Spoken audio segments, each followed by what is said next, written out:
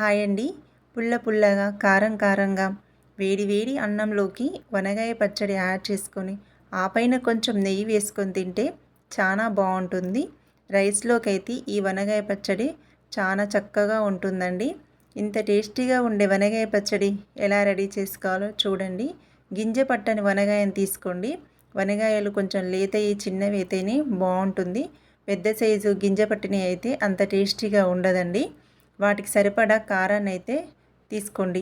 పచ్చిమిర్చి ఎక్కువగా ఉంటేనే పచ్చడి చాలా టేస్టీగా ఉంటుంది. స్టవ్ మీద గిన్నె పెట్టుకొని ఆయిల్ పోసుకోండి. ఈ ఆయిల్లో కొంచెం శనగపప్పు వేసుకొని పచ్చిమిర్చిని వేయండి.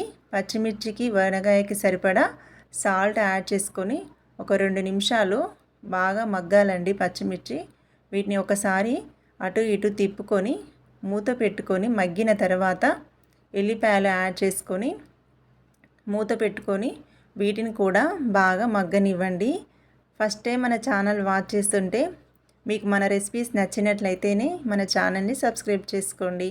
ఈ పచ్చిమిర్చి బాగా మగ్గిన తర్వాత వనగాయలను అయితే యాడ్ చేసుకోవాలి. వేసుకున్న ఒక 2 నిమిషాలు చాలండి, వనగాయలు మొత్తం మగ్గిపోతాయండి.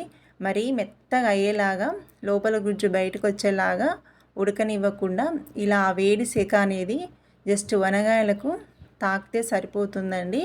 చూస్తున్నారు కదా, ఇలా కలుపుకొని మొత్తం పచ్చిమిర్చిని వనగాయల్ని కొంచెం పసుపు యాడ్ చేసి ఒక్క 1 మినిట్ అయితే ఇలా కలిపితే సరిపోతుందండి.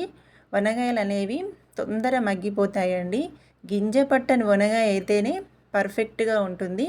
ఇంకా మీరు దీన్ని రోట్లో నూరుకుంటే అయితే టేస్ట్ అయితే చాలా బాగుంటుంది. నేను ఇక్కడ వచ్చేసి మిక్సీలోనే దీన్ని నూరుకుంటున్నాను. ఇలా మొత్తం వేడి సెక తాగి మంచిగా అవి కలర్ అంతా చేంజ్ అయిపోతాయండి. మంచిగా స్మెల్ కూడా వస్తుంది మనకు. వాటి వనగాయలోని స్మెల్ అయితే వస్తుంది. సరిపోతుందండి. చూసారు కదా, ఇలా గుజ్జు కూడా బయటకు వస్తుంది. అంత మరీ ఎక్కువగా ఉడికేన అవసరం లేదు. 1 మినిట్ సరిపోతుందండి. వీటి చక్కగా మిక్సీ పట్టుకొని పక్కన పెట్టుకోవాలి. అదే గిన్నెలో ఇంకొంచెం ఆయిల్ అయితే యాడ్ చేసి ఆవాలు, జీలకర్ర, ఎండుమిర్చి యాడ్ చేసుకొని పసుపు, కల్మాకు వేసుకొని పోపు పెట్టుకోవాలి.